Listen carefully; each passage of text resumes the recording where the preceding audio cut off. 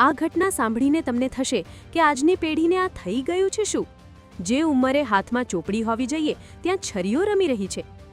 દિલ્હીના ખ્યાલા વિસ્તારમાં નજીવી વાતના ઝઘડામાં 2 સગીરોએ ભેગા મળીને અન્ય સગીર છોકરાની હત્યા કરી નાખી.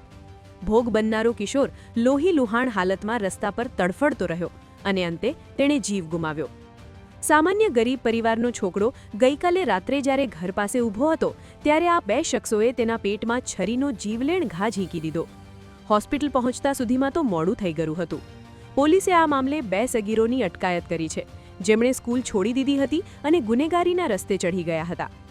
સવાલ એ છે કે 14-15 વર્ષની ઉંમરે આટલો ગુસ્સો અને આટલી હિંસા આવે છે ક્યાંથી? શું મોબાઈલ ગેમ્સ કે સોશિયલ મીડિયા આ બાળકોને ગુનેગાર બનાવી રહ્યા છે? જો સમય રહેતા આ કુમળી વયે થતા ગુનાઓને નહીં રોકવામાં આવે તો આવનારો સમય કદાચ ખૂબ જ ભયાનક હશે.